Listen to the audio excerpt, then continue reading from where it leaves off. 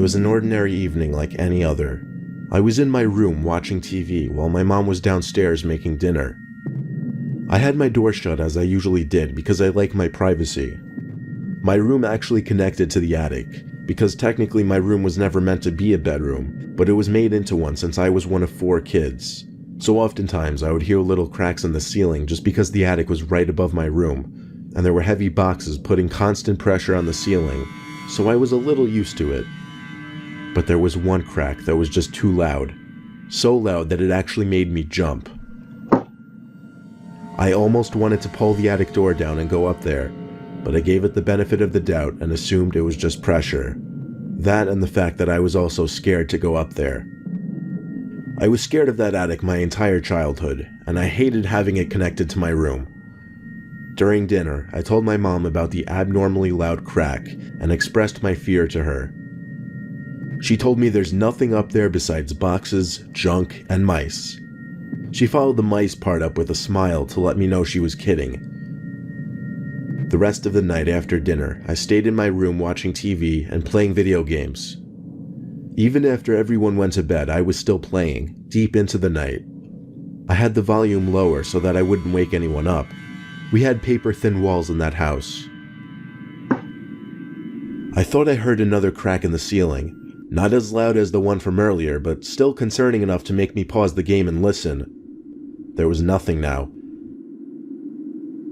I was having a bit of an adrenaline rush, so I grabbed the stepladder and pulled down the attic door. There was no light up there, you just had to use a flashlight to navigate. I didn't go in though, I just peeked my head in through the opening. There was nothing I could see except piles on top of piles of boxes. So it seems like it really was just the weight of one of the boxes putting pressure in the ceiling. I planned on telling my mom that we should check it out the next day. I was a bit relieved as I went back to playing video games. I turned the game off about an hour later and finally decided to go to sleep. After a while though, I started to hear something from above me. It wasn't the regular cracks I was used to hearing. These were more like thumps. They were constant and moving.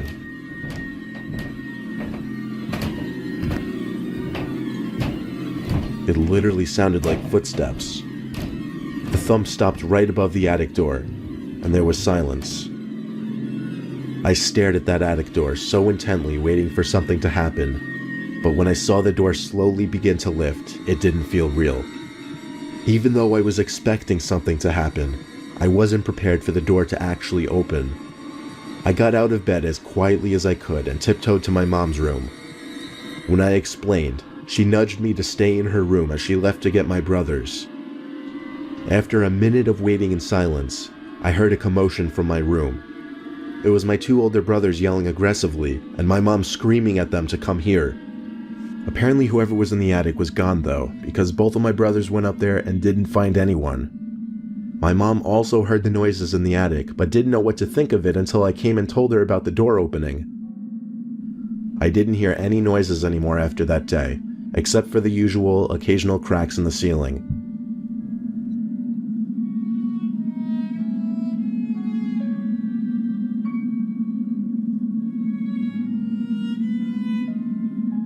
For a while I rented out a small single-family house in a town close to my job. It was only a temporary thing. I only planned on being there for a few months at most. The landlord was hard to get along with because he seemed off, so that didn't help things really. It was the first week of my being there. Since it was just me living in the house, I didn't need a lot of space to store things. The house did have an attic, but I never felt the need to go up there. I just stored mostly everything in either the garage, the spare rooms, or the closets. Not that there was much living space though. One day though, I did kind of want to see how much space was up there, so I tried to pull the attic door down, but it didn't budge. Then I noticed there was a tiny lock on the attic door. I was never given a key by the landlord, so the next day I called him and asked about the lock. He told me the attic was off limits and was never included in the price of rents. I wasn't exactly sure if he could legally do that, but I was paying a good price and I didn't want to mess it up. The next morning I went to my fridge to grab some milk and then the cereal from the cabinet. As I took the cap off the milk carton, I questioned if the amount of milk in the carton had gone down. Surely I hadn't drank that much. Had I? I guess I took a late-night trip to the kitchen that I didn't remember. The next morning, as usual, I came to the kitchen to have breakfast. Everything seemed to be normal, but come lunchtime, it seemed like some of my cold cuts were missing. I had to start to wonder if I was going crazy or if something was actually going on here. Why did it seem like some of my food was disappearing every day? I actually started to look into buying a camera system for the house on the Best Buy website. I did some research on cameras before going to sleep. That night I woke up around 4 and really had to pee. I tried to hold it and just sleep it off, but the urge was too much, so I eventually got out of bed to head to the bathroom. But on the way to the bathroom is the attic door in the hallway. And at first I thought I was seeing things, but after rubbing my eyes, I could see that the attic door was really open. All that ran through my mind were the words, "What the fuck?" There was a pull-down ladder leading up to the attic. I had to see what was up there. I took a bright, heavy-duty flashlight from my room and went up there. The flashlight was so bright it lit up a huge chunk of the attic. It was a very big attic for the size of the house. I was surprised. But what surprised me even more was the twin bed tucked away in one corner of the attic, with a clothing hamper next to it. There were also clothes scattered all over the attic. But perhaps most disturbing was the TV mounted on the wall that had my bedroom on display. I guess I hadn't noticed the light from the TV screen because I was holding the flashlight the whole time. But I knew I had to get out of the house. But someone was at the entrance of the attic now, by the attic door. First only their head was visible, but their body slowly emerged into the attic until they were crawling towards me. I was able to distinguish the face to be that of the landlord. His expression was so dry and emotionless, it still haunts me to this day. As he crawled over to me, his eyes open wide, he kept putting one finger to his lips as he said, "Shh." He didn't speak any words. He only went, "Shh, shh." It was a miracle that I was able to get around him in time before he could get to me.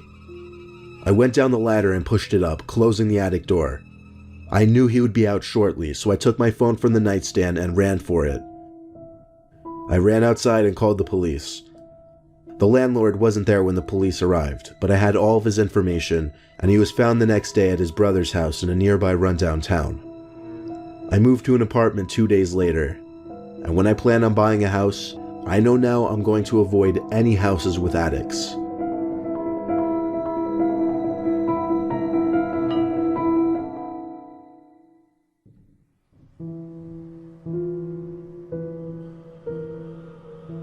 When I was little, my brother, sister, and I always played hide and seek when we were home alone because it made us feel like we had full access to the house and any room could be a hiding place.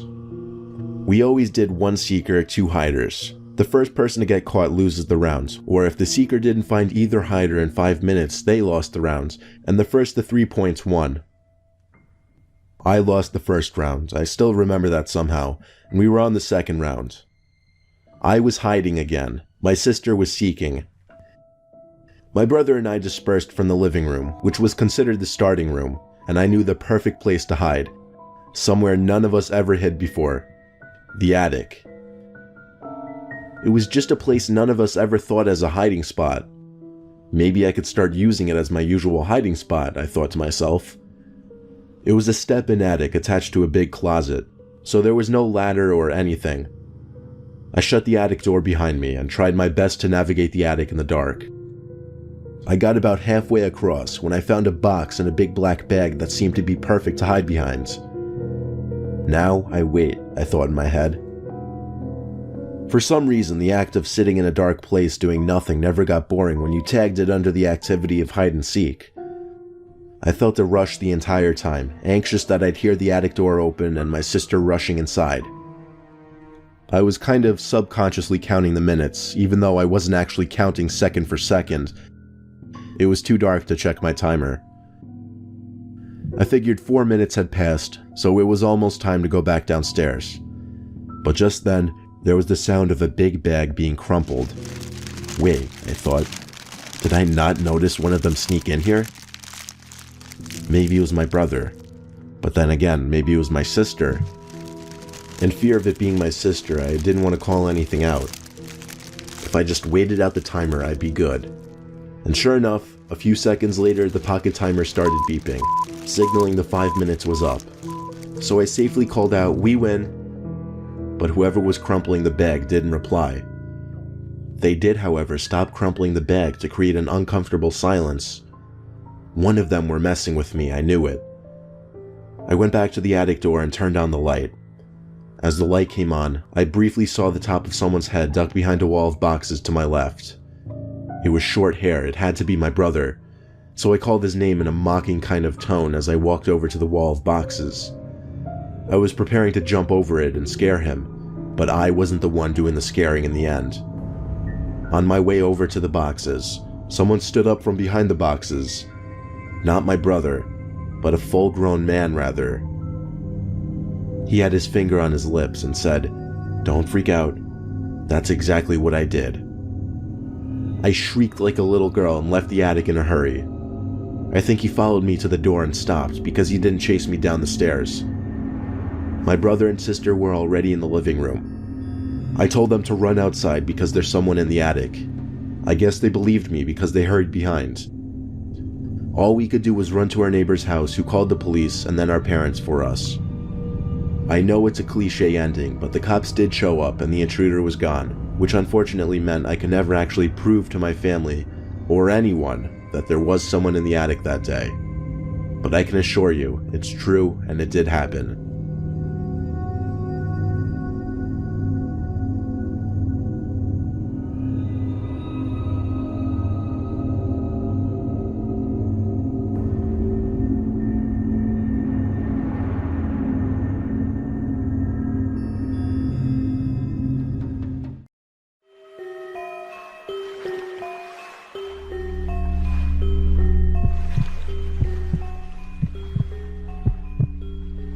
I started talking to this girl years back named Christina. We met through mutual friends, and after a while of commenting on each other's Snapchat stories, I decided to just bite the bullet and ask her out on a date.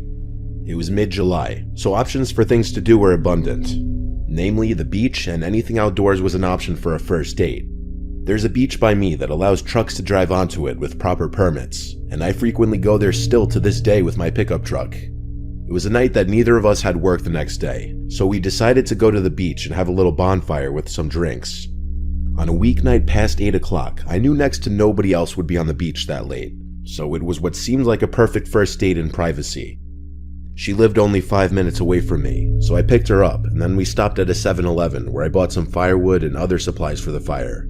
Then we headed straight to the beach. To be honest, I'd never started a fire before that, so I was scared of embarrassing myself. But on paper, it sounded like a good idea. I pulled us onto the trail that leads to the beach. It's a decently long trail, and at one point there's a fork in the path where 99% of people turn right to the main beach, but I often go left because it's a lesser known, smaller but more private section of beach. We went left, and when we got to the beach section, we were the only people there. I had my brights on and could see basically all the way down the empty beach. Not another truck in sight. I pulled my truck up on a sandhill, then parked it, and we started to unload the truck. I dug a hole with my shovel to place the firewood and some smaller fire-catching sticks, and honestly, I couldn't get a fire to catch. I tried for 20 minutes and couldn't do it, and I called it quits. It was embarrassing, but we laughed about it, so we just chilled in the dark for a little bit, drinking the beers we brought. For a while, all we heard was the waves hitting the beach, but Christina was the first to point out that she heard something else in a whisper. I started to listen closer, shifting all my attention to that, and I heard what she meant. It was this whistling sound. Not like a bird, it was a person for sure. Christina and I looked at each other with telling faces of how freaked out we were. The whistling was extremely close. Since we had no other light, I went into my truck and turned on the headlights, and I heard Christina scream. We both saw the back of a man's head hurrying out of the tall beach grass on the little hill of sand above my truck. He had likely been there the whole time, watching us for some reason. I yelled to get lost to the creep. I went up the little hill and tried to follow him, but right away I lost sight of him. There was tall beach grass everywhere. He could have been hiding in any of it. I took out my phone to use its flashlight and got on my toes to get a look over the grass. Looking back, I don't even think I wanted to find him, so I don't know why I didn't just get in the car right away and leave. Christina called me back to just get in the car and leave. Then I heard the whistle again. It sounded way too close for comfort, like within 10 feet from me. Christina heard it too, and she once again begged me to come back to the car. I did. I went back down the little hill and started packing the chairs and bags into the bed of my truck. As I was getting into the truck, I stopped and heard a humming from the same spot. It was clear by this point someone was deliberately trying to scare us. We got in the car and I switched my lights off and turned the engine on. I sat there for a few moments, waiting, as if I knew that whoever was in the grass would come look at us after hearing the engine start and lights turn off. And I was right. I turned my lights back on, and for just a brief moment, a man's face could be seen looking through the grass into my truck. The light being turned back on made him hide back in the grass.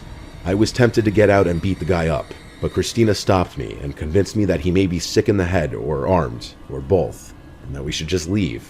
I agreed, and we left the beach, the whole time looking behind us to make sure we weren't being followed. It was an incredibly tense and scary drive off that beach. With the amount of crazy people out there, I have no idea what that man's intentions were, but nothing about that entire encounter was normal at all.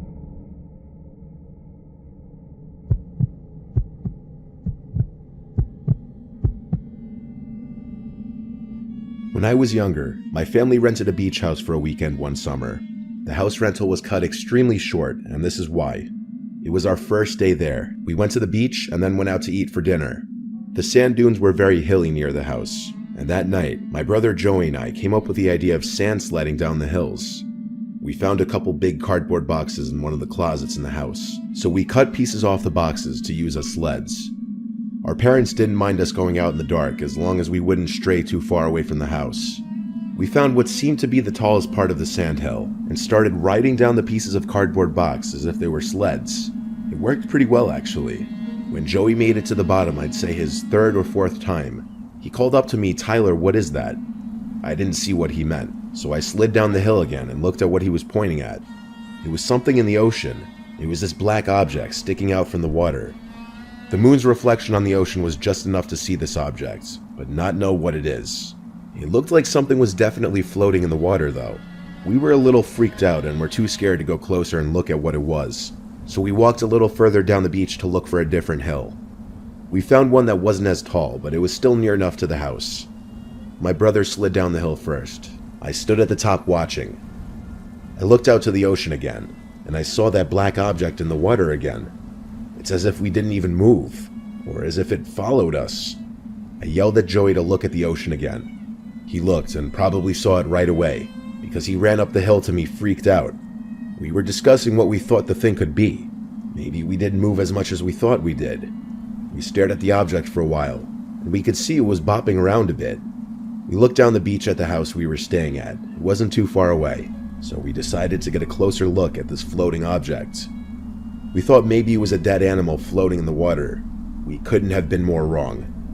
As we got maybe halfway to the water, the black object floating around bopping in the water started to rise, and we realized it wasn't floating at all. A person's body was revealed as they stood up at a towering height, arms now flat at their sides. It was a person's head this whole time. We ran to the house and slammed the door behind us, yelling to our parents. Our parents seemed confident that there was no threat from someone going for a night swim, though, even after we said they were following us in the water. Our dad went out to the backyard deck with the lights on and looked around the beach, and when he didn't see anyone, he told us we had nothing to worry about. It wasn't until later that night that we heard our mom scream from the living room as Joey and I were in the room we were sharing. We jumped out of our beds to rush outside and see what it was. As we entered the living room, our dad yelled at us to go back to our room, but we didn't listen right away. They were looking at something outside. We walked over to see what it was they were staring at. Close enough to see him, a naked, smiling man on the backyard deck, waving. My dad then physically moved us back into our bedroom and told us not to come out. We heard everything, as our dad was screaming threats of calling the police at the man. Then there was a loud bang from the glass of the back door, accompanied with the sound of our mom screaming. Our dad yelled at our mom to go stay with the kids. She came into the room and tried to comfort us, while we heard our dad calling 911, all while hearing periodic bangs on the glass. Our dad is not a big guy, and he's far from a fighter, so the chances of him going outside to confront that man himself were slim to none unless it was absolutely necessary. This went on for a few minutes before the bangs stopped and our dad seemed calmer. A bunch of police cars came to the house. There were more police officers in the house than I can remember counting. My brother and I were asked to describe what we saw on the beach to help tie the whole story together. Our parents to this day tell us that the most likely explanation was a child predator on drugs. It was a very sick and disturbing thing for our entire family to go through. In fact, 12 years later, it's still cringy and disturbing to think back on. And yes, the obvious answer to the obvious question, did we leave after that encounter? Yes, we did. And our parents got their money back. We ended up staying at a nearby resort so as not to waste the weekend. But obviously, we were all a bit shaken up after that.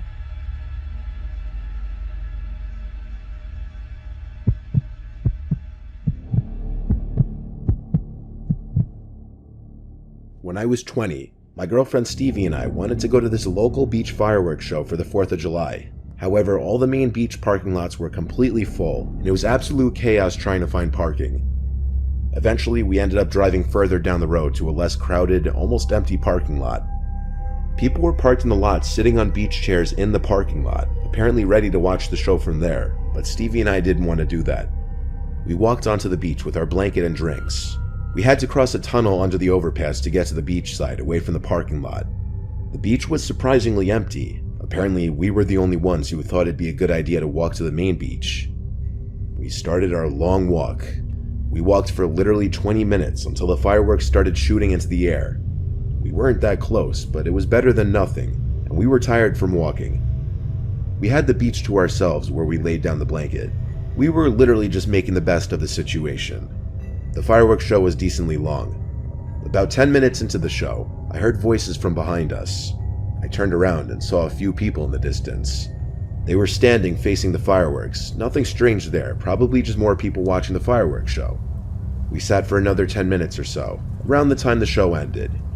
We were being eaten alive by mosquitoes by that point, so we picked all our stuff up and started speed walking back. We passed a few tunnels, and although they all looked the same, we remembered that the one we crossed had 2 garbage cans right next to the left wall. I could see a young man approaching us from the darkness ahead. He greeted us and asked us for help. I slowed my walk, but didn't come to a complete halt, because I was instantly wary of this guy. He looked to be one of the guys I had seen in the distance earlier.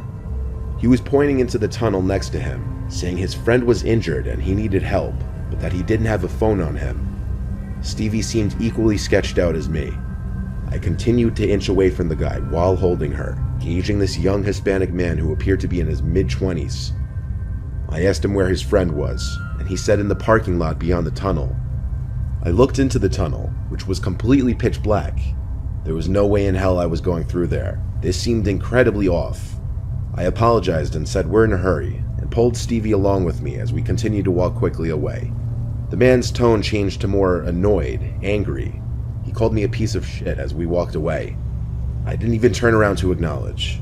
I just whispered to Stevie to keep walking. I'd look over my shoulder every few seconds, checking if we were being followed by him, and eventually I realized we were. He, along with 2 other people, were tailing us from not far behind, already indicating that the man lied about his so-called injured friend. We were about to be jumped, I could feel it.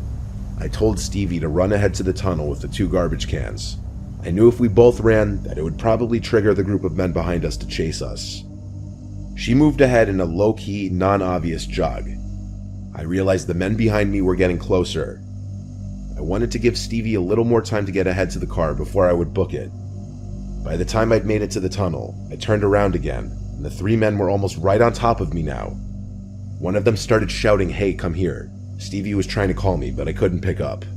As soon as I got to the entrance of the tunnel, I felt that they were about to run up to me and grab me, so I booked it through the tunnel, and I heard their footsteps right behind me. I sprinted on the concrete wall barefoot, but I endured the pain in the heat of the moment, in fear for my life. I made it through the tunnel to the parking lot, which was lit up by streetlights, thank God, and somewhere in the tunnel the 3 men stopped chasing me. The parking lot was now empty besides 2 other cars, and my car, which Stevie was already in with the lights on.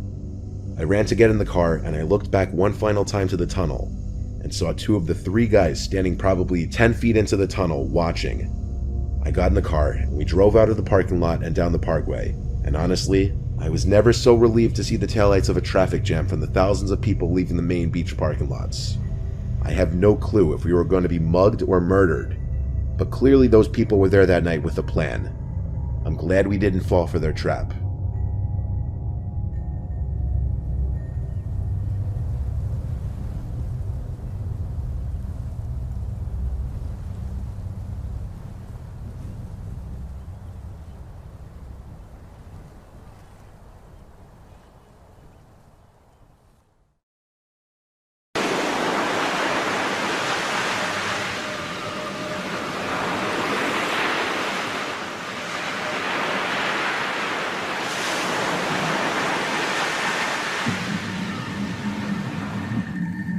When I was in my senior year of high school, 17 years old, all that was on my and my friends' minds were girls. There was one girl in particular in my physics class that I was really into. Her name was Tiffany. Some guys called her Crazy Tiff because she was super hot, but also apparently really crazy according to her exes. That's irrelevant to this story though. Basically, my best friend CJ managed to get one of Tiffany's best friends, Gianna, to agree to come hang out at some beach with him and I that night since it was a Friday and the weather was warm. The best part, Tiffany agreed to come with. This was it, my big chance with Crazy Tiff. CJ pulled up to my house at 10 o'clock that night. I hopped in shotgun and we went to pick up Tiffany and Gianna. On our way there, we agreed our first priority was getting me alone with Tiffany and CJ getting alone with Gianna. I was extremely nervous, but when Tiffany and Gianna got in the car, things were actually going pretty smoothly. CJ and I managed to make them laugh a bunch of times. By the time we got to the beach, I was confident Tiffany and I would vibe really well alone. I don't remember the tiny details of what happened after we stepped out of the car and onto the dunes, but I do remember the beach being completely void of any other people, and CJ somehow managed to go off alone with Gianna into the darkness after a few minutes, just like we planned. Tiffany and I took a walk down to the water and wet our feet and whatnot. Then we just laid in the sand and talked for a while. Things were going smoothly until Tiffany pointed out to the ocean. "What is that?" she said. I looked to where she was pointing but didn't see anything. I was laughing at her apparent delusion and got up to go closer to the water in hopes of maybe seeing what she saw. My feet touched the cold water, and that's when I was close enough to see it. There was a long, vertically standing object in the water. I inched a little closer and saw it move. I jumped out of the water and ran back to Tiffany. "It's a person," I said quietly to her. It was truly bizarre, the fact that anyone would be in the freezing cold water at this hour. Tiffany wanted to move because she was uncomfortable, and it seemed like whoever it was just watching us. Somehow it just felt like that. So we took a walk further down the beach until we thought we had privacy. We sat back down on the beach with nothing but the sound of the ocean waves in our voices. But Tiffany was once again the one to point out something. "Do you hear that?" she asked me. I did kind of hear it. It was like a smaller kind of splashing sound, but it stopped just as soon as it started. We looked out to the ocean, and I heard Tiffany gasp. The guy was out there again. I was going to go out there and tell him to back off, but Tiffany told me let's just go. Low-key, I was hoping she would. I just wanted to look tough in front of her. We got back to the car. CJ and Gianna weren't back yet. Suddenly, my phone started blowing up with texts, all from CJ. Apparently, he'd been texting me in some kind of panic the whole time we were on the beach, and I guess I didn't have reception out by the water. He texted me first saying, "Dude, some weird guy is in the water watching us." And then, "Yo, some weird deformed looking guy is stalking us. Get to the car now." 5 minutes later, he sent a couple other texts, basically panicking over being followed by something in the dark. Keyword something, not someone, something. His second to last text said he was coming to look for us and to answer when I got this. His last text was, "We're on our way back to the car now, get there." He also tried calling me 3 times apparently. I called him back at once and he picked up right away out of breath, not even letting me speak. All he asked was if we were at the car, and I said yes. He said good, stay right there, and hung up the phone. Less than 30 seconds later, Gianna and CJ came out of the surrounding darkness next to the Jeep. He explained the best he could while trying to catch his breath that some deformed-looking creature walking on 2 legs was following them. I didn't know whether to laugh at what he said or not. I told him about how we saw someone in the water too. He asked me to describe what it looked like.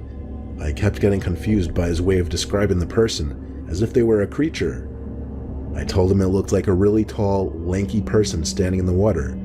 He said he got a chance to get a closer look at it, and it was some kind of deformed humanoid thing. Tiffany and I looked at each other, and now we kind of nervously laughed. What he was saying was just too bizarre, but I think parts of both of us took him seriously. Gianna vouched for what he was saying.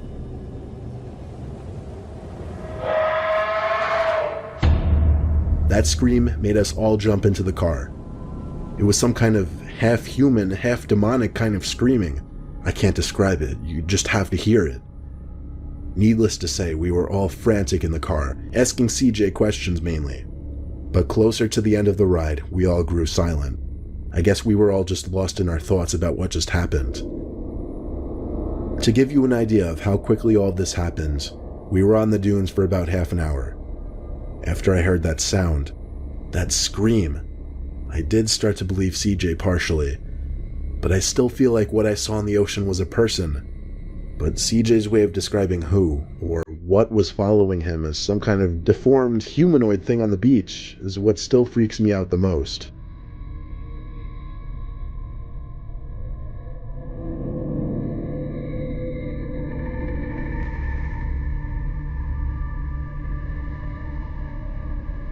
Our old town in Florida was right by a bunch of different beaches. My sisters and I would frequently go to the beach during the sunset hours because less people were there and the views were always beautiful. Sometimes we'd play volleyball, sometimes we'd go in the water, and sometimes we'd just lay in the sand. My youngest sister Ksenia, who was 13 years old, wanted to go in the water one night. The sun was setting and it was getting dark out, so as the older brother and basically the supervisor, I told her to be back in 10 minutes. She ran into the water, and after watching her for about a minute, I looked down at my phone. My other sister, who was 16 years old, wanted to play volleyball. I was up for it. There was a volleyball net and a poorly inflated volleyball sitting next to it. It was good enough, though. We made do with it. When I looked away from the volleyball net, I couldn't see Ksenia. I looked every possible direction she could have gone in the water. I did not see her. It was getting darker and harder to see. I ran to the water to try and find Ksenia. I ran into the water, and when I couldn't run anymore, I swam. She wasn't in the water anywhere, though. But I saw a boat nearby. A big, luxurious boat, close enough to swim over to. It took me a couple minutes, but I got there. I hoisted myself up onto the bow, off some tiny step ladder, and I heard laughing below deck. There was a hatch door that was opened, and there were lights on down there. I called out for help. Then there was silence. I called out that I was looking for my sister. Then I heard Ksenia's voice from below the deck. She called out my name. I hurried down the stairs into the cabin to see Ksenia sitting on a bed with a Coke in her hand. Further down the cabin were 2 grown-ass men sitting opposite each other, looking at me. I grabbed Ksenia into my arms, and one of the men said with a smile that I have a very nice sister. The other man seemed to catch on to my suspicion right away and claimed that the 2 of them were just offering to give her a ride and some snacks because they saw her all alone in the water. I didn't even say a word to them. One of them asked if we needed a ride back to shore. I didn't answer. I told Ksenia to swim back to the beach with me. We got back to shore in a couple minutes, and the boat was far gone into the sunset. I brought my 2 sisters home and had my dad figure out what he should do. First of all, he was mad at me for not getting details of the boat or the men's faces, and he was right. My dad punished Ksenia and prohibited her from going to the beach past sunrise from there on out.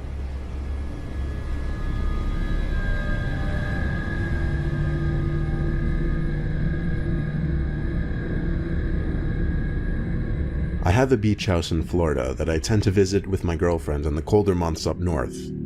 In the warmer months, we'd still visit occasionally, but nowhere near as much since there wasn't as much of a need to. It was early February, freezing up in Connecticut, so my girlfriend and I took a trip down to Florida to visit the beach house. By the time we actually got to the house after the day-and-a-half drive, it was starting to get dark out. It was actually a long month and a half since I'd been there last at the time. The electricity, the water, and everything was already on since it was wintertime, and I kept everything on during the winter season due to our frequent visits. So all we had to do when we arrived to the house was unpack, take a couple lounge chairs, and walk 20 seconds onto the beach and take a nap. We didn't even check out any of the other rooms because we were so drained. We lounged on the beach until it got really dark. Then my girlfriend tapped my shoulder. I looked up at her, and she asked if I left that light on. I turned to the house and saw one of the upstairs lights on. Not just that, but at one of the windows in that room, there was a shadow outline behind the partially opened curtains. I looked at my girlfriend and she looked at me, and I think it sunk into both of us that someone was in that room at that window. I told her to wait there. I ran to the house as fast as I could. When I got to the back doors, when I started being quiet, I slid it open and shut quietly, and being that I was barefoot made tiptoeing a bit easier. I made it to the stairway and then halfway up the stairs before I heard a door shut upstairs.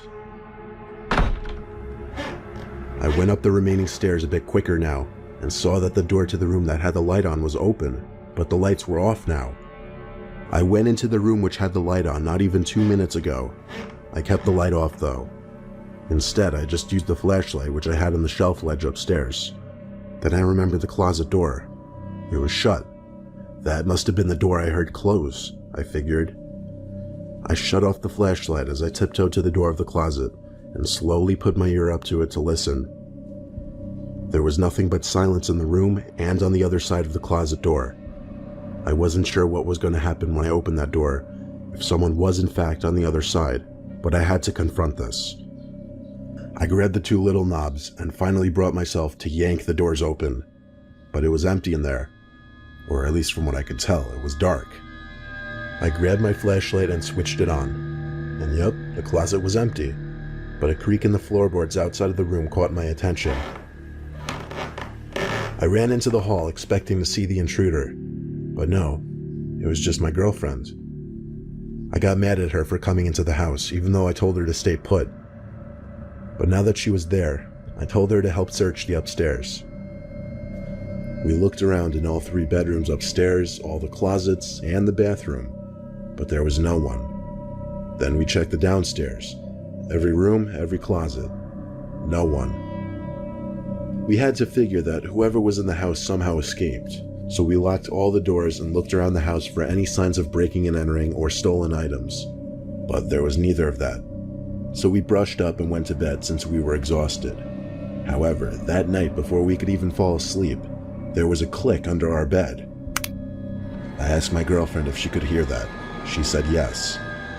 I got out from under the bed and got down on my knees. When my face got to the ground level giving me a view under the bed, I could see the intruder laying under our bed. I looked at him face to face before he crawled out and made a break for the front door. I couldn't catch him once he got outside because I was still barefoot. I also didn't get a very good look at his face because we only looked at each other for about a second. We once again searched the whole house to see what he could have stolen, but surprisingly, nothing was stolen. We couldn't even figure out how he broke in. We didn't call the cops. We simply moved on and did our best to enjoy the rest of our vacation.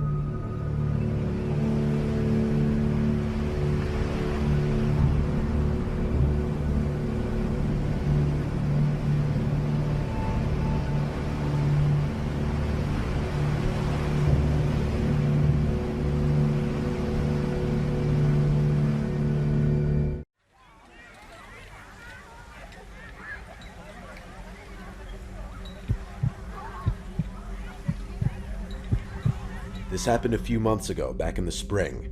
It was that strange in-between period of my life. Just graduated, no real responsibilities yet, and way too much free time. I'd finished school a semester early, which seemed like a great idea when I was drowning in assignments, but once I actually had all this free time, I had no clue what to do with it. My full-time job wasn't starting until June, and most of my friends were still busy with classes or finals, so until then, I was just floating, feeling like I was stuck in the gap between two phases of my life. It was actually really discomforting and made me feel worthless. I'm someone who always needs to be doing something productive, so just sitting around for days on end watching time pass was killing me. That's probably why I said yes when my mom asked me to check on my Uncle Rick's beach house. It was an easy favor: drive down to Rehoboth Beach, make sure nothing was leaking or damaged, and do some small maintenance to save Rick the cost of hiring someone. Oh yeah, I should probably mention that I'm from Pennsylvania and Rick's house is in Delaware, so the drive's not so bad, just a little over 2 hours. The house is massive, the kind that comfortably holds my entire extended family every summer. 25 of us packed into one place, playing games and drinking too much. Those two activities are honestly the only distinctive things about our family. This house isn't exactly on the shoreline, but it's not too far from the beach either. It's nestled in a quieter neighborhood lined with tall beach grass and winding roads. Fast forward to some random day of the week that I honestly can't even remember. I think it was like a Thursday or something. I left in the late afternoon, which in hindsight was probably a dumb idea. The drive was pretty chill. When I got to the house, everything seemed normal. I made my way inside and ran through Rick's checklist. I checked the faucets, the breakers, and walked the property. Everything looked fine. To be completely frank, it felt strange being there alone. I'd never seen that house without miscellaneous board games sprawled about and crowds of family members noisily drinking. The silence was definitely the most eerie thing about it. The place felt abandoned or something. I'm sure all of you have that one place, be it a house or a restaurant or something else, that gets really rowdy when your whole family spends time there together. Now try to picture that place empty and silent. Kind of spooky, right? Anyway, it was getting late, and I hate driving at night more than anything, so I texted my mom to let her know I'd just stay overnight and head back in the morning. She told me that was a good idea, and reminded me to thank Uncle Rick for letting me stay there, which I did. I made myself some food, messed around on my phone for a bit, and then started washing up for the night. Usually during family gatherings, I'd get jammed into one of the smaller rooms on the 3rd floor while other relatives got to claim the nicer, bigger rooms. I'm not complaining about the system at all, I'm just telling you how things tended to go. Since I had the house to myself that night though, I figured I'd take advantage of it. The master bedroom on the 2nd floor has a private bathroom, a massive walk-in closet, and a ridiculously comfortable bed. The decision wasn't exactly difficult. I knew that's where I'd be sleeping. I climbed in around midnight and quickly drifted off. I don't remember what time it was when I woke up, only that something startled me awake. I was still a little groggy, but I was dead sure sound had just come from the closet, like something had fallen in there. Without making any noise, I craned my head to look at the closet. Even that small action sent my heartbeat racing. My mind was awake, but my body refused to move, like some kind of sleep paralysis without the paralysis. I could move, I just didn't want to. I didn't want to find out if there was something in that closet. I squeezed my eyes shut and told myself to go back to sleep, and I almost did. But the literal second I started drifting back into sleep, I heard it. A muffled thump from inside the closet. I squinted my eyes just a smidge and tried convincing myself I'd imagined it, but I knew I hadn't. As if overcome by some invisible force, I laid there in complete paralysis with no control over my body whatsoever. Not like before, this time it was real. I couldn't move even if I wanted to. Until that moment, I didn't truly understand what it meant to be frozen in place. I listened in horror as the closet door slowly creaked open. Through barely open eyes, I watched as a dark figure stepped into the room. It just stood there beside the bed motionlessly, watching me.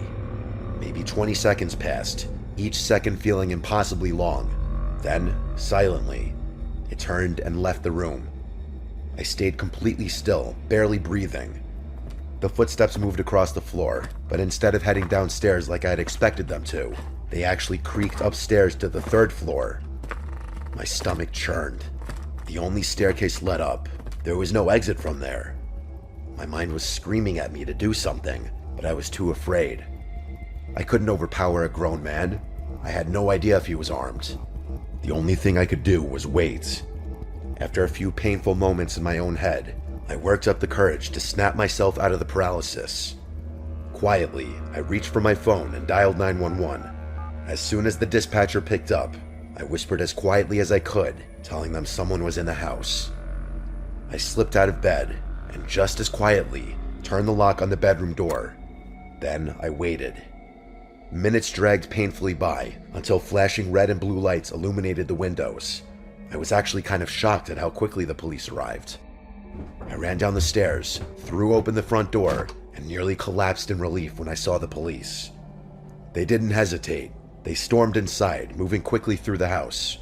I waited outside. It didn't take them long. According to them, the house was empty. I was in disbelief.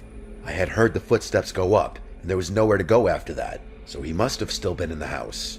There was no other explanation. The police insisted he must have slipped past me, that I was too freaked out to notice. I knew that wasn't true, but what could I say? The guy had vanished. I wasn't comfortable letting the police just leave though, so I called Rick. Rick wasn't having it. He snapped at the police and told them to check again, and that my life might have depended on it. So they did. They searched again, more thoroughly this time. Rick told me to follow them and watch what they were doing, and so I did. The officers moved methodically, opening every closet and checking under beds, tapping at the walls like they were expecting something hidden behind them. They pulled back the shower curtain in every bathroom, double-checked the locks on the doors and the windows, and that's when they found it. One of the bedroom windows on the 3rd floor, the room I should have been sleeping in, was unlocked. One of them stood by the door, while the other one went downstairs and stepped onto the back deck. I opted to go outside with the second officer, mostly because the thought of being locked in the house with some stranger sickened me. The officer shined his light around the property, but there was nothing out there. He started scanning the roof, and to my horror, his beam swept across something terrifying. It was him. It was that stranger that had been in the house. He was just sitting there on the roof. He was this disgusting-looking bald man in tattered clothing who looked like he hadn't seen a shower in years. The next hour was a blur. The cops communicated with each other, and they got the guy off the roof in cuffs. The police said he was probably homeless and squatting in the house for days, maybe longer. But when they asked him how he got in, how long he'd been there, and why he was hiding in the closet, he didn't answer. He just kept that eerie, vacant look, like none of it mattered to him. He was in the back of one of their police cars shortly after that, and that was that. The whole thing was so crazy that it's still hard to wrap my head around. As much as I try, I cannot figure out why that guy had been hiding in that closet of all places. Maybe he heard me enter the house and hid in the first place he thought of. I still don't know how he got into the house. Rick doesn't either. It's impossible to get to the roof from the ground, so I feel like that explanation is pretty illogical. The rest of my extended family has been insisting that Rick ups his home security, but he's refused every time for reasons I can't explain. The thought that had I been sleeping in my assigned bedroom, that night might have ended very differently.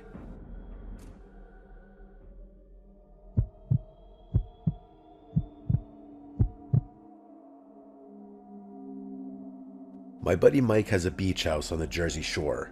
Calling it a beautiful property would be an understatement. It's magnificent, or at least, as someone who never came from much, that's what it feels like to me. I obviously don't know the history too well. It's not my family's house after all.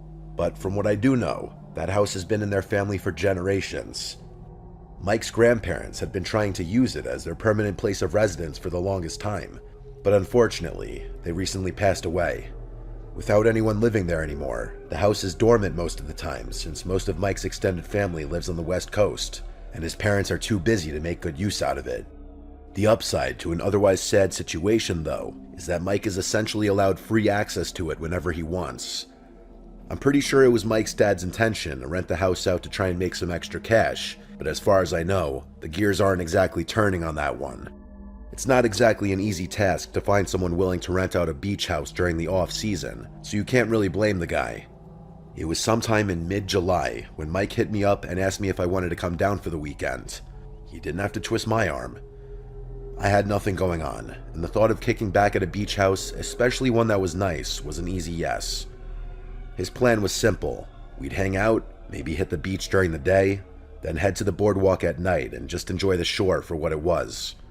It wasn't some crazy party weekend or anything like that, just a chill escape from the usual, and honestly, I was looking forward to it. Mike and I lived pretty close together, so he was going to pick me up and drive me down with him. That Friday, I packed a duffel, threw it in his trunk, and the two of us made the drive down. The first night was chill. We got in sometime around 6, dropped our stuff off in the upstairs bedrooms, and settled in. The house has that cozy, slightly musty beach house smell, like a mix of salt air and old wood. Not in a bad way, more like history. You could tell it's seen decades of family summers. After grabbing a quick bite from a sub shop nearby, we decided to walk the beach for a bit, just to take in the evening. Mike brought a couple rods with him, so we figured we'd try our luck fishing for a while. It wasn't really about catching anything though, it was more about being out there. At one point, we stumbled across a pair of girls about our age. They were walking barefoot along the shoreline, and Mike, being Mike, struck up conversation right away. They were local, or at least semi-local, and it turned into one of those low-stakes, slightly flirtatious interactions that happen naturally when you're young and on the beach at night. We got their numbers, and they continued their walk while we continued fishing. There were still a good number of people around since it was peak season, but Mike knew all the quiet pockets. Private beach access, tucked away paths through dunes, little spots between houses where the lights didn't reach. We ended up finding a nice stretch to ourselves where the only sound was the water and the wind. It was the kind of night that made you forget about real life for a bit. The next morning, we woke up around 9 and decided to go for a run along the boardwalk. It was already warm out by then, but there was a breeze coming off the ocean that made it bearable. We weren't doing anything crazy, just a couple miles to get the blood flowing. Mike's a pretty active guy, and I've been trying to stay in shape, so it felt good to move after a night of lounging around. The rest of the day kind of slipped by without us noticing. Later that evening, Mike floated the idea of hitting a few bars in Seaside, but we were both wiped. Even though the idea sounded fun in theory, the thought of waiting in line and yelling over music didn't really line up with how our bodies felt after a full day in the sun. We ended up crashing kind of early instead. Sometime after midnight, I woke up to a shrill, piercing beeping. At first, I thought it was part of a dream, but after a second or two of lying there in the dark, I realized it was real. It sounded like a smoke detector, one of those sharp, high-pitched alarms that cut straight through your skull. I threw myself out of bed and started scanning my surroundings in an effort to pinpoint where the beeping was coming from. It didn't sound like it was coming from my bedroom or anywhere else on the second floor.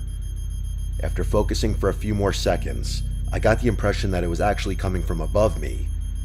Without thinking, I yanked the bedroom door open and made a beeline for Mike's room.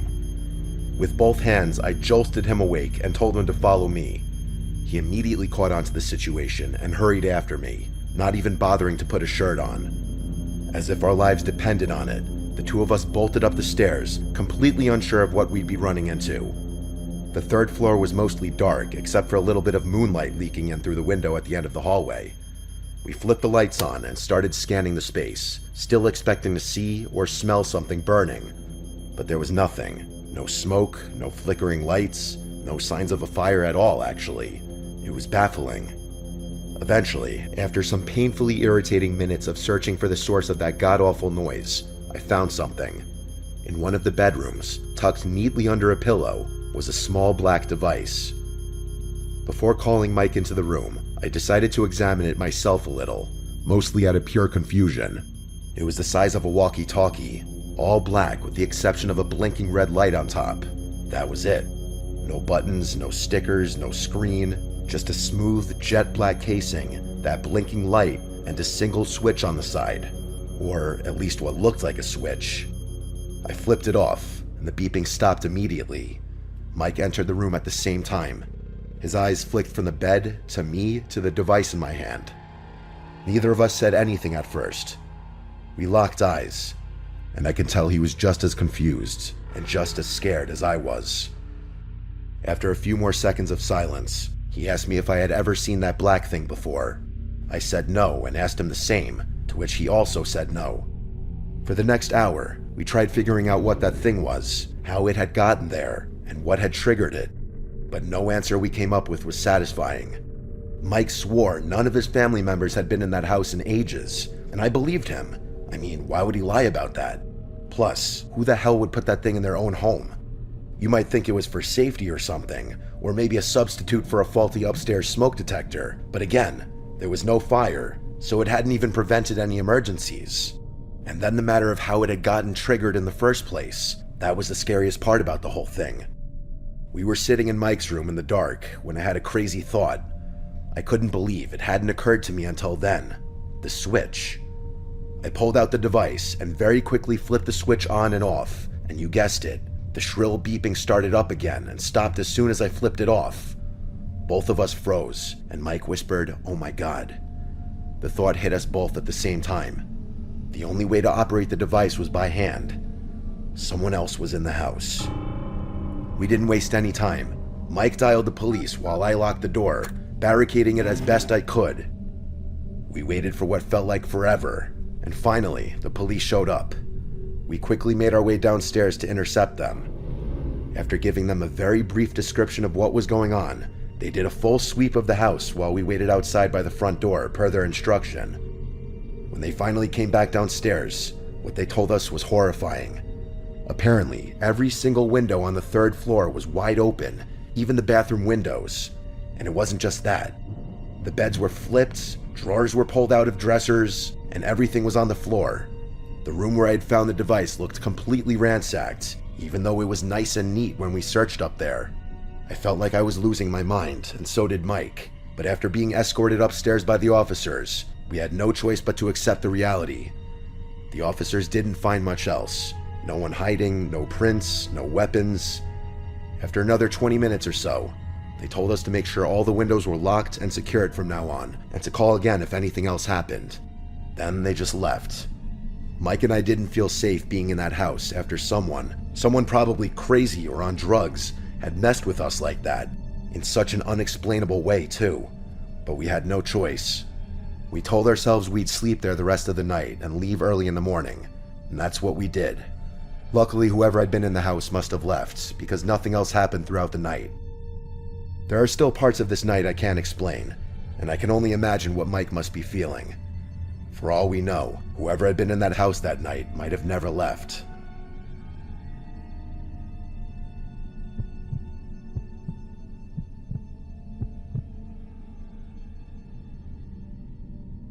This happened a decent while ago, back when I was 22. Enough years passed to the point where I feel safe talking about it. I was fresh out of college with a desirable job and minimal expenses since I was living in my childhood home with my parents.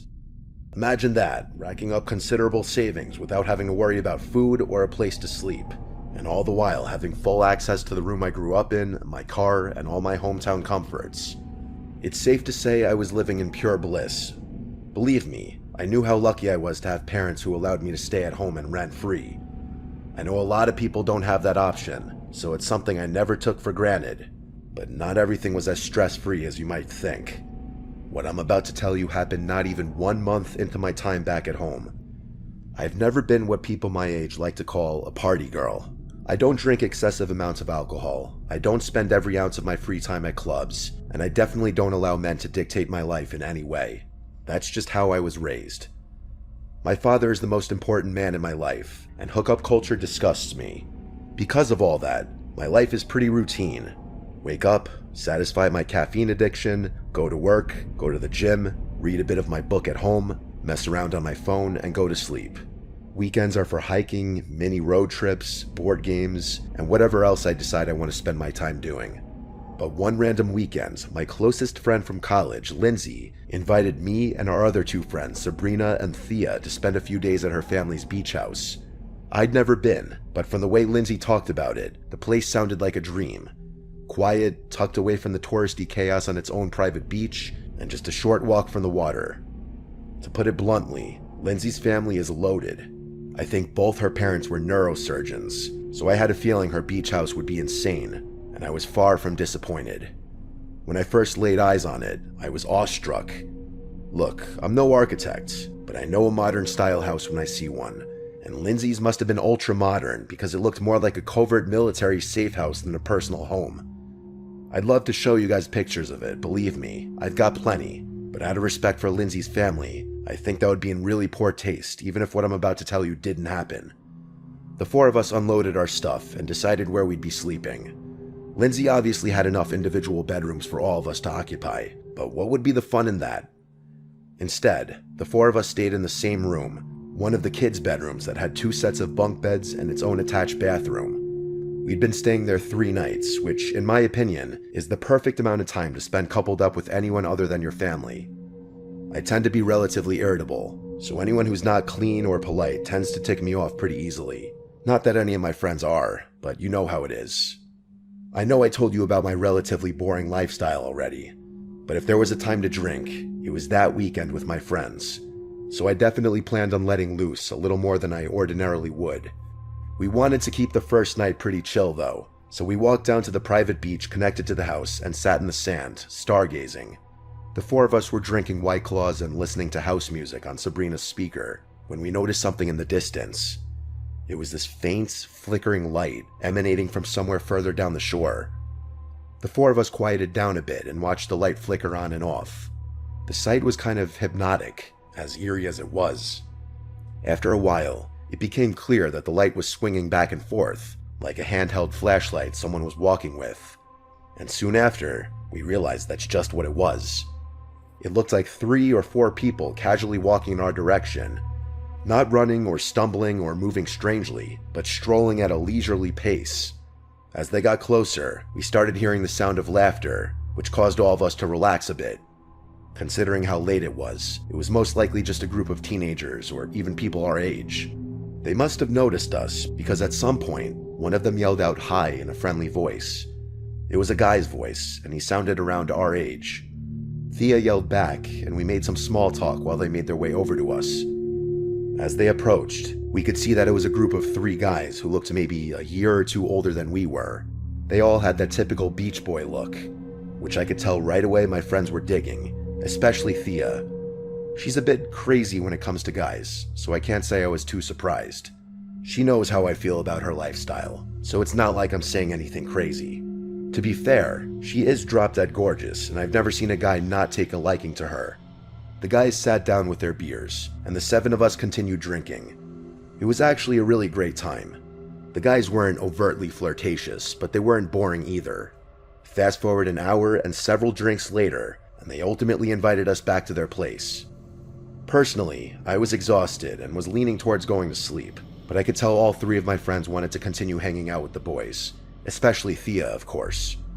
I decided not to spoil everyone's fun and called it a night for myself, telling my friends to go on without me. There were only 3 guys after all, and I had no intention of hooking up with anyone that night. I walked back towards Lindsay's house while the 6 of them walked along the beach, presumably towards wherever the guys were staying. I washed up and went to bed. Sometime after 3 in the morning, I woke up to a FaceTime call from Lindsay, which was confusing since she should have either been home by then or asleep next to one of the guys. I answered her in a groggy voice, and what she said woke me up instantly. She basically screamed into the phone that Thea and Sabrina had been kidnapped and I needed to get her car immediately. Her words were like a bucket of ice-cold water being splashed across my face. I've never felt a more intense sense of fear and adrenaline.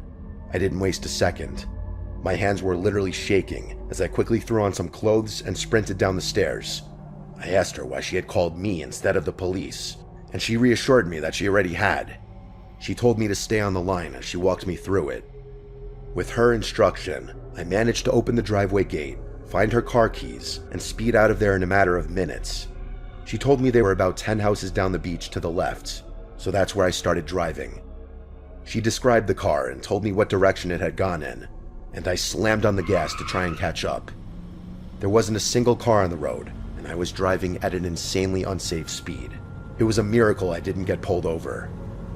After a few minutes of driving, I noticed a car matching Lindsay's description driving slowly in the distance. Then I hung up the phone, called the police, and told them exactly where we were. The dispatcher told me to keep my distance so as not to alert them to the situation, so that's what I did. After what felt like forever, I spotted cop lights up ahead. The car ahead of me didn't try to evade the police. I can only imagine that they assumed it was an unrelated stop. I pulled the car over and watched everything unfold. It was pure chaos. The The cops forcibly removed all 3 men from the SUV at gunpoint. They put them in cuffs and escorted them back to one of the cruisers. Then, one of the officers walked over to the trunk of the car and pulled it open to reveal both Thea and Sabrina, bound and, from the looks of it, pretty badly bruised. As horrifying as the whole experience was, it was nothing compared to the sequence of events told from their perspective. All 3 of them were comfortable with me writing this, by the way. We're still close in contact, so I obviously asked them.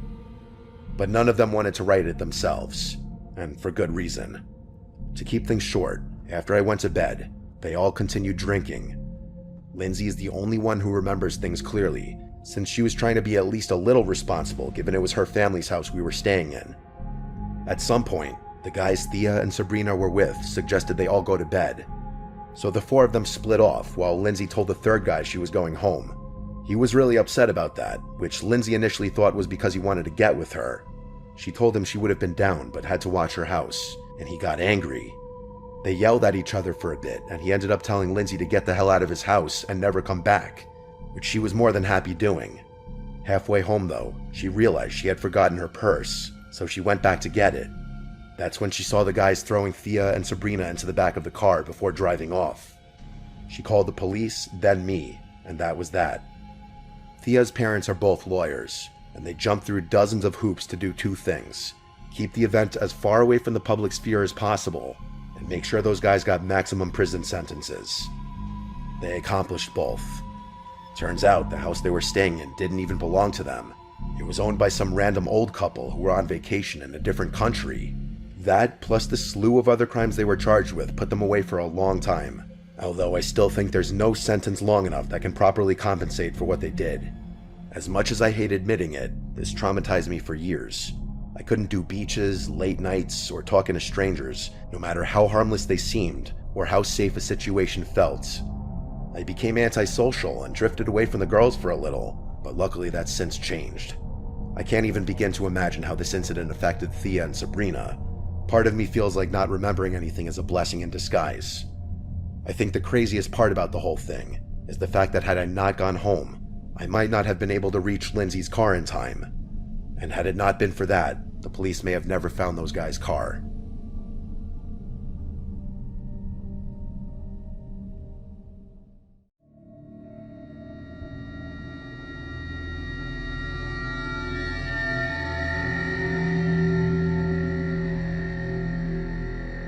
This experience happened many years ago. I'm 23 now, but I grew up a scout. I started with the Cub Scouts, then transitioned to the Boy Scouts, and eventually earned the accomplishment of becoming an Eagle Scout. Throughout my years as a scout, I've been on countless campouts. Many friends came and went as kids quit the Scouts throughout the years. But one friend who stuck it through the whole way with me was Justin. Me and Justin were in the same grade, and we were close friends. At the time of this experience, we were both going to be entering 10th grade, 15 years old.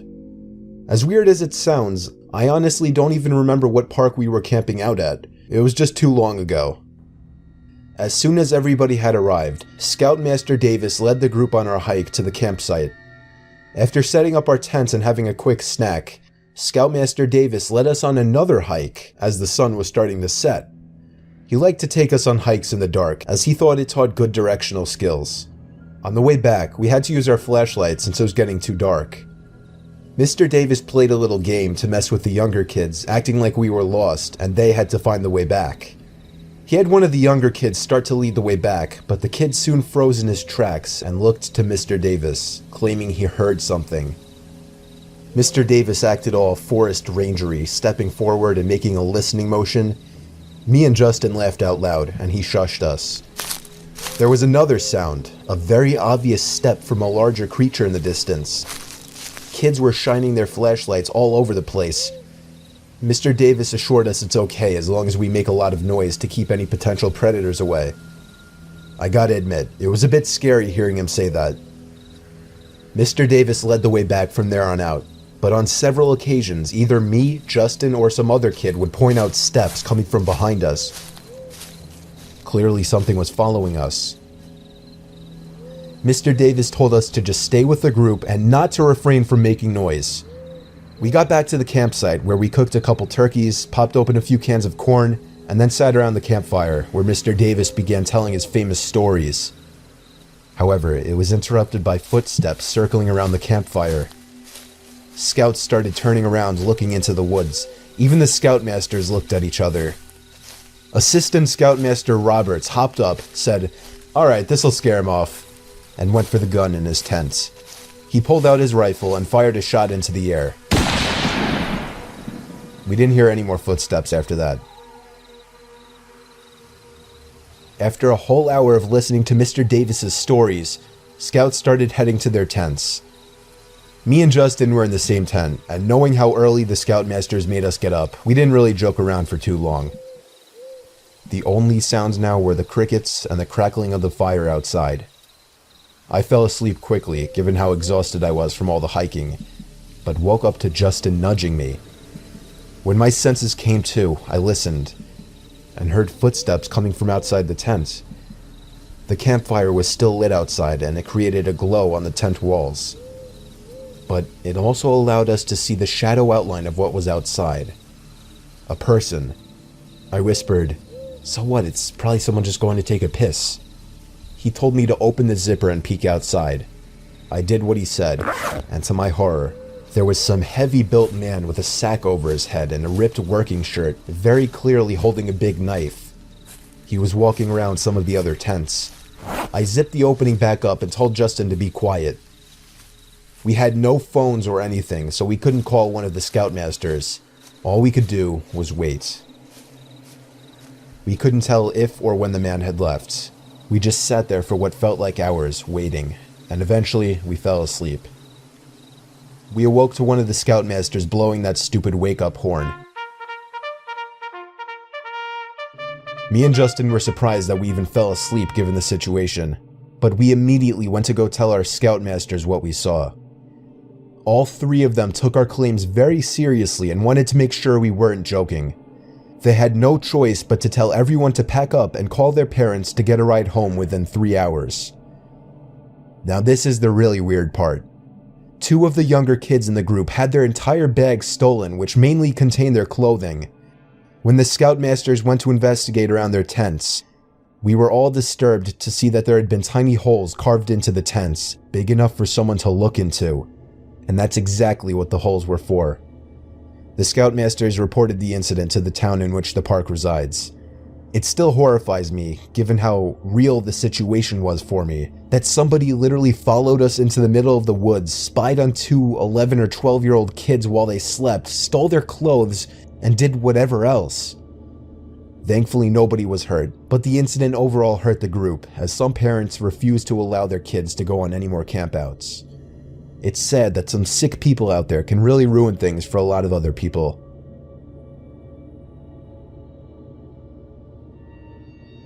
I'm a 15-year-old Boy Scout from Houston, Texas. My troop flew us out to Denver, Colorado, and we drove to a camp called Camp Alexander, about 45 minutes away from Colorado Springs. Me and 4 other people in our troop were participating in the high adventure program that the camp offers. This basically means that we were doing things like climbing mountains and white water rafting. 4 days into our trip and nothing has happened to us. We set up our tents next to the Arkansas River, as we would be rafting in it the next day. I sleep very poorly in sleeping bags and had been waking up covered in sweat every night, and that night was no different. I woke up with my face in a puddle of drool and sweating all over my body. I checked my watch and it was around 3:45 a.m. I decided that it would be best for me to step out of my tent for a while and cool down. I put on a shirt and shorts and unzipped my tent. The way my tent was positioned, the opening was facing towards the river, and I immediately noticed that there was someone standing in the middle of the river facing downstream. The water was about waist high and 30 to 40 degrees Fahrenheit, and whoever was standing in there didn't have a shirt on, so I was extremely confused. After a moment of staring, I realized that I knew this person. He was my friend, who I'll be referring to as Dalton for privacy reasons. I called out for him 2 times before he finally moved. He looked right at me, and then he looked around as if he were processing the situation. He yelled at me, "What the fuck?" He ran back to the shore as fast as he could. I grabbed him a towel and shirt and asked him what the hell he was doing in the middle of the river at 4 in the morning. He answered saying that he didn't know and that he had just woken up to me yelling at him in the middle of the river. I don't know how he got there or if he sleepwalked or something like that, but it was seriously creepy. Nobody believed us in the morning and we just decided to forget about it. Dalton said he had never sleepwalked before or anything like that, so I have no idea why or how he would have gotten into that river. All I know is if I didn't wake up that night and get out of the tents, my friend Dalton might have been dead come morning time. This is going to be a brief, horrifying 100% true story of mine. I was 13 years old and one of the quieter kids in my Boy Scout troop. I'm not totally a shy person, but I couldn't really relate to any of the kids in my Boy Scout group. We were on our last campout of the 2008 camping season. It was in October and it was a little chilly, making our many hikes a little more bearable. This was the last campout of my life, and you'll soon know why. During one of our hikes, I was trailing behind the group as I usually did. I had this sudden urge to pee, so I let the group get a little further ahead and then went behind a tree. I almost had a heart attack as something made a heavy thud on the ground not too far away from me. It didn't sound like a stick or branch falling, it sounded like something putting its foot down into the leaves. I didn't know what to think, all I know is I was freaked out. I ran to catch up to the group. I had no idea what just happened, so I didn't want to tell anybody about it. I'll skip ahead to that night when I was trying to fall asleep. I had my own tent, as did some of the other kids in our tiny little troop, so I tried to go to sleep right away. A strange noise soon interrupted the silence, however. It sounded like breathing coming from a phone or something, and it seemed to be coming from inside my bag. After digging through my bag, I pulled out a big, heavy walkie-talkie. The only thing, I didn't bring or own that. Suddenly, in a deep, almost muffled voice, someone said into the walkie-talkie, "I'm watching you, kid." I pressed down the talk button and said, "Who is this?" One of the other kids were clearly pranking me. There was no response, only this sudden static. "Is this Mike?" There was silence. And then, "I'm right outside your tent." the fabric of the tent suddenly started pushing in on me as something from outside was pushing into it. I screamed like a baby, and that's when whoever was outside ran into the woods. Two of my scoutmasters came rushing into the tent. I could barely even breathe, but I somehow managed to show them the walkie-talkie and explain what just happened. They lectured the kids for a few minutes, thinking it was one of them messing with me, but when I calmed down, I stepped in and told them that the voice was way too deep for it to have been any of them. We were all forced to share tents with two others that night, and the next day we packed up and moved to a nearby campsite with another Boy Scout troop. I really don't know what they did with the walkie-talkie. I was emotionally disturbed, embarrassed, and I just wanted to go home. I convinced my parents to let me quit Boy Scouts after that incident. It was by far the scariest experience of my life.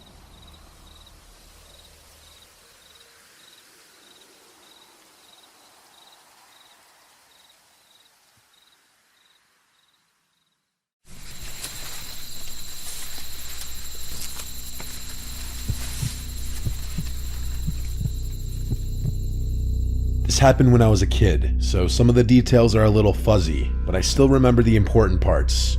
I grew up in Nebraska, and I used to bike to school every day because my parents were always working. It was just easier that way. We lived in a rural area surrounded by farmland, and the route to school took me past this massive cornfield. Looking back, it probably wasn't that big, but it was the kind of place that looked like it went on forever, especially when you're a kid. Our house was on the other side of the field, but my parents were always clear about one thing: don't cut through the cornfield. They were worried I'd get lost without a cell phone, and I didn't really question it. I'd seen how easy it was to lose your sense of direction in there. So every day, I'd stay on the main road and bike all the way around it. I didn't have many friends that lived near my house, so I'd always bike alone. I didn't mind the longer rides. I actually developed a love for biking from doing it so often. I'd go for bike rides on the weekends, even when I didn't have to. I don't remember what day of the week it was, but it was definitely a weekday because I was biking home from school. I was biking home like normal when the chain on my bike popped loose. I don't remember how it happened, but it just came off completely, and no matter how hard I tried, I couldn't figure out how to pop it back into place. My dad had taught me how to fix my bike, but nothing I tried worked. I was stuck, and the thought of walking all the way home with my bike in tow sounded awful. Like I said, I didn't have a phone back then, so it wasn't like I could just call my parents for help. I wasn't going to ask for a ride from a random stranger driving by either. I knew better. I was on my own. That's when I looked over at the cornfield. Walking the normal route home was going to take forever, but cutting through the cornfield would save me a ton of time. I knew my parents had warned me not to go in there, but I figured it couldn't be that hard to find my way through. After all, I just needed to walk straight, right? So I made up my mind and pushed my bike into the cornfield, telling myself it'd be a quick shortcut. At first, it was fine. The path I found between the rows of corn was narrow, but it was clear enough to walk through. The stalks towered over me, and I remember there being a gentle breeze that day. Imagine walking through a cornfield as a child. The stalks feel 10 times higher, and everything feels 10 times bigger. It started to make me feel a little uneasy. The corn also blocked out a lot of the light, and it was oddly silent in there. I can't remember why, but every so often I'd look behind me. I'm not sure what was scaring me, but I remember just wanting to get out of there as quickly as possible. After another few minutes, I started to pick up on a faint rustling sound coming from the corn just a little ways off the path. I stopped and listened, trying to convince myself it was just the wind. It didn't sound like the wind, though. It stopped, but as soon as I started walking, I heard it again. This time, it was a little louder and a little closer. I started to think it could have been an animal stalking me, but I didn't know what kind of animal would be making that much noise. I remember struggling to breathe, wishing I had never gotten into that cornfield at all. I picked up the pace, walking faster, but I didn't want to leave my bike behind. I kept telling myself I was being paranoid, but every few minutes, the rustling came back. Like whatever it was keeping pace with me. Eventually, the rustling stopped, and I felt a wave of relief. Maybe 10 or so minutes passed without any strange sounds. At the next juncture, I decided to switch rows just to be safe. I turned a corner, and standing right there in the middle of the path was a man. He was just standing there, arms at his sides, staring at me. He didn't look like a farmer or anyone who belonged out there. His clothes were dirty and torn, and he had what looked like long scratches on both arms. I don't know how else to describe them. They were just long marks that looked etched into his arm. I froze, not knowing what to do. But then he spoke. He asked me if I was lost in a low and raspy voice. I didn't respond. I was glued to the spot. He then took a step toward me and told me he'd help me find my way home. I felt like I was in sleep paralysis. I literally couldn't move. Every instinct in me screamed to run, but I couldn't. He started walking faster, his hands outstretched toward me, and that's when my legs just took over. I dropped my bike and ran as fast as I could. He started chasing me and shouted that he just wanted to help me. I did not stop running. I could hear him crashing through the corn behind me, yelling for me to stop every so often. I ducked into one of the corn stalks and crouched down in a ball with my eyes closed. I tried to make myself as small as possible. I truthfully thought I was gonna die. He was holding something that looked like a rope in his hand. As he passed, he muttered to himself, "I'll find him." I'll never forget those words for as long as I live. I stayed hidden for what felt like hours. My legs were cramping and my whole body was trembling, but I didn't dare move until I was sure he was gone. When I finally crawled out of the corn and made my way home, I was shaking so badly I could barely walk. It was dark by then. I eventually found my way home. I ran inside to my parents, who were worried sick about where I had been. I told them everything. My mom was in tears, and my dad looked like he was ready to kill someone. By then, though, there wasn't much they could do. That man was long gone. My dad went out to look for my bike, but it was nowhere to be found. They got me a new one a few days later, and life went on. A few weeks later, something else happened that ultimately made us move out. I got home from school one day, and there, sitting on the porch, was my old bike. The one I had left in the cornfield. I don't remember who was more freaked out, me or my parents. My parents didn't feel safe with me in that house anymore, so we quickly moved out of there. My parents don't really mention what happens, but I don't think I'll ever be able to forget it.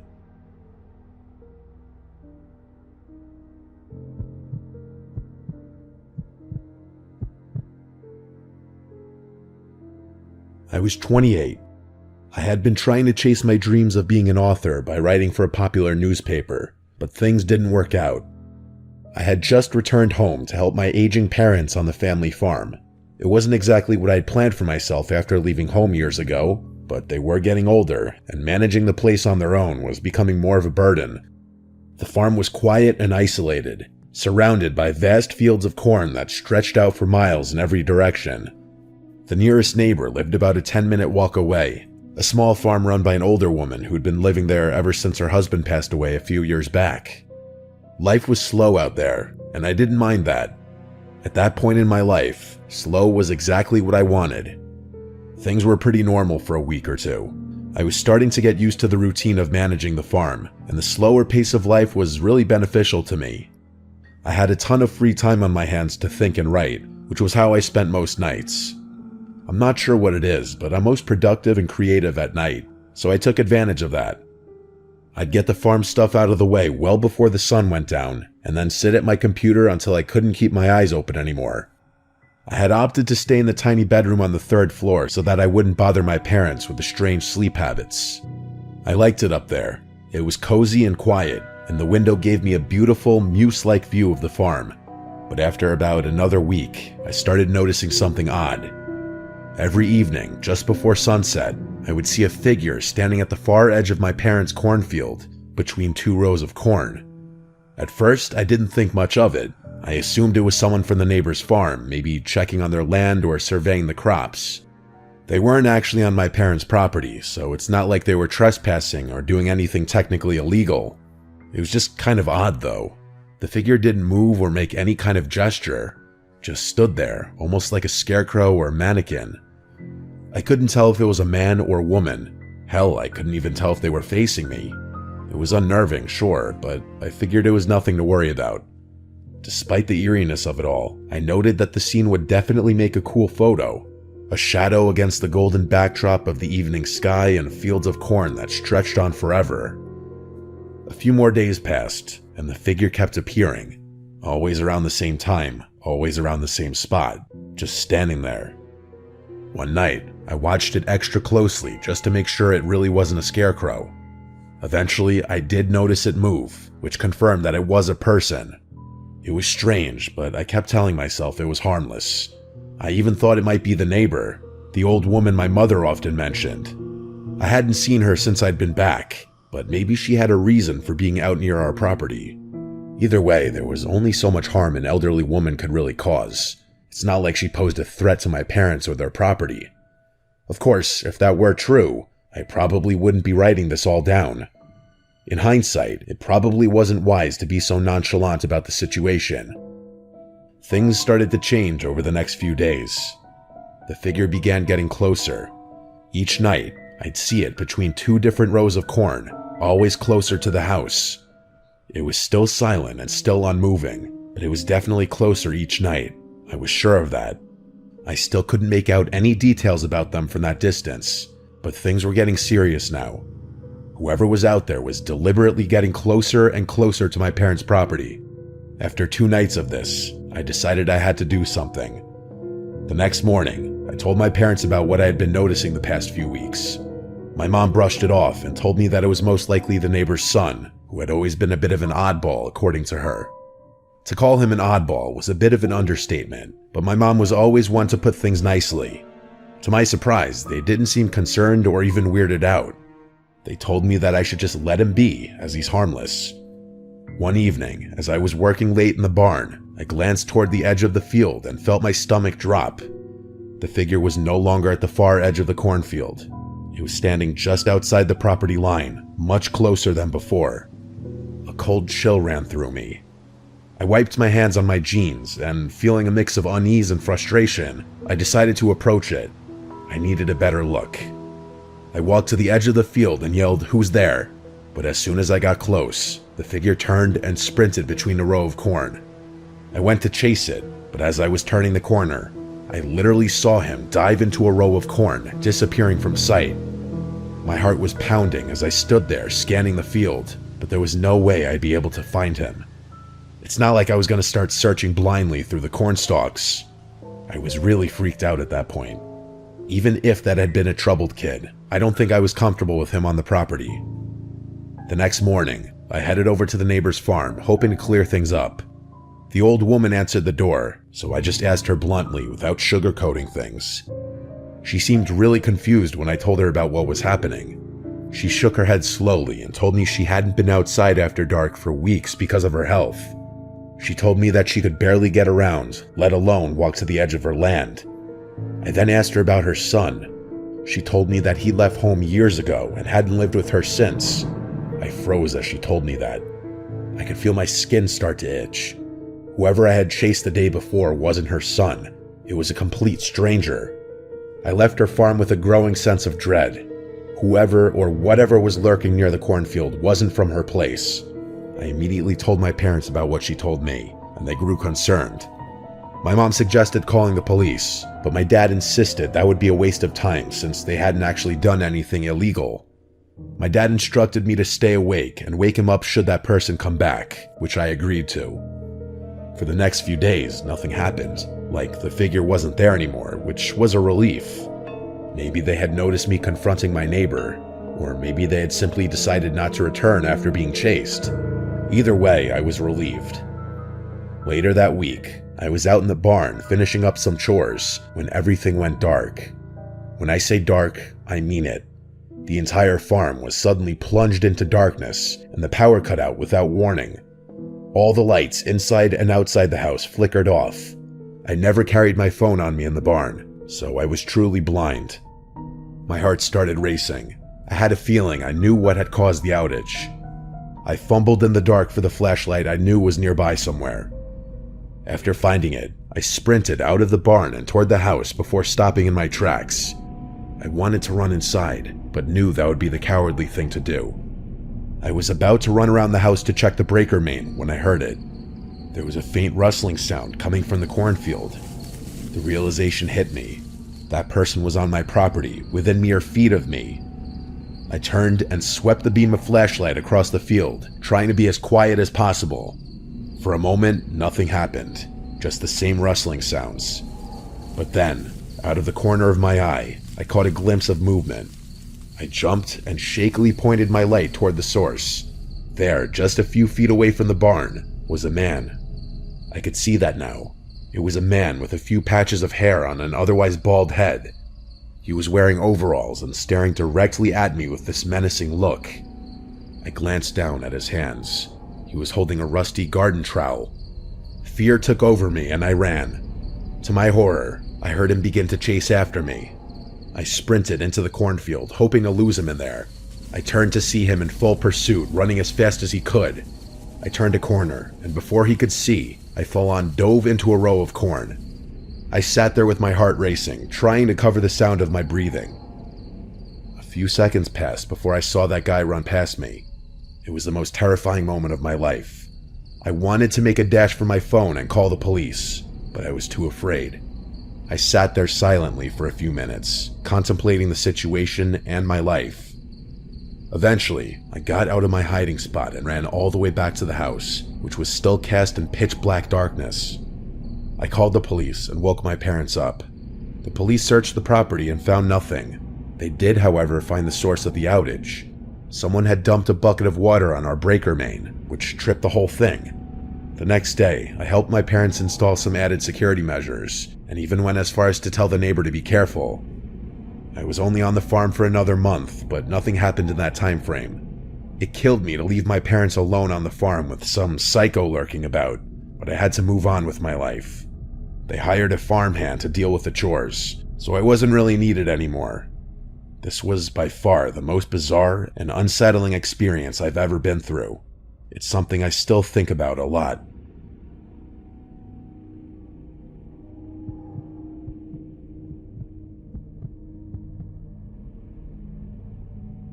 I recently moved to Iowa to get away from things. I got some dead-end job that pays a decent buck. It's not so bad. I'm definitely not going to stay out here forever, but the peace and quiet is good for me. There's a lot of farmland around here, which I'm sure doesn't surprise any of you. The rural environment is definitely not something I'm used to, coming from the city and all, but I'm slowly adjusting to it. About 6 months ago, I found a modest home with dirt cheap rent that I lived in for a few months. While the house itself was small, the property was actually pretty big. I had a lot of land in the backyard, more than I knew what to do with. I'm not sure if it was a farm or abandoned, but there was this massive cornfield that sat right next to my house. Like the field ended at a little wooden fence that sat a few feet from the physical structure. You could practically touch the outside of the house and the fence at the same time. That's how close they were. As you could probably guess, I didn't have any neighbors. Despite what you might think, I found the isolation really peaceful. Sometimes in the evening, I found myself staring into that field from the window, reflecting about my life as the stalks billowed gently in the wind. I probably would have stayed in the house for a longer period of time had it not been for what I'm about to tell you. It was a windy October night, one of those cold nights that makes you want to sit in the comfort of a warm bedroom and look out the window at the wind blowing things around. I actually like being outside when the weather's like this. I know I'm a little odd in that regard. There's just something about shoving my hands in my jacket pockets when it's cold that makes me feel good. I was smoking a cigarette on the house's back deck, surveying the yard one more time before going back inside. I was almost finished when I heard it. A scream. It wasn't the kind of distant animal cry you hear sometimes out in the country. No, this was different. It was sharp, high-pitched, and unmistakably human. It sounded like it could have been a child, maybe a young boy. The sound echoed from the cornfield just beyond the house. Without thinking, I ran inside, grabbed my hunting rifle, and went back out. I'm not sure what came over me, but there was no way I was going to ignore a child that was potentially in danger. As I was running toward the cornfield, the scream came again, louder this time. I stopped in my tracks, scanning the dark, but I couldn't see anyone. I called out to the kid, asking him to scream again so I could find him. Silence. Adrenaline was surging through me at that point. I jumped the fence, picked a random row of corn, and ran alongside it, using my phone's shitty flashlight to see. I kept yelling out, but that kid never yelled back. Eventually, I realized I was in over my head. I called the police and explained to them what I had heard before returning to my house, waiting for them to arrive. When the officers arrived, I insisted on helping them search the field. They let me help, which I was grateful for. We searched for at least half an hour, calling out to that kid the whole time. He never yelled back, though. There was nothing out there, no footprints, no signs of movement, not a single trace that anyone had been in that field. Eventually, we gave up. The officers told me to call again if I heard anything, and left. I was frustrated, but what could I do? Part of me wondered if the whole thing had been a prank, which sort of made sense. I'm sure the kids out there struggled to occupy the hours. It just made me sick to think that someone would prank another person like that. As much as I tried to convince myself that it had all been a prank, I couldn't relax after that. Little did I know that the situation was about to go from a 1 to a 10. As I was upstairs getting ready for bed, something from outside the window caught my eye. It was the last thing anyone would ever want to see outside a bedroom window, a faint orange glow. I rushed to the window, and I felt my stomach drop. Off in the distance, there were small flames rising from the cornfield, flickering wildly in the dark. I remember yelling "holy fuck" over and over. I knew I had to do something. The fire wasn't huge, but I knew it would spread fast with how windy it was out there.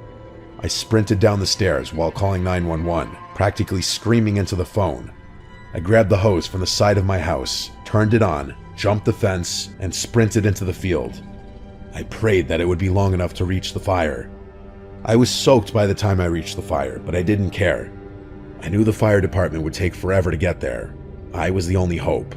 I sprayed the flames as best I could, doing everything I could to contain it.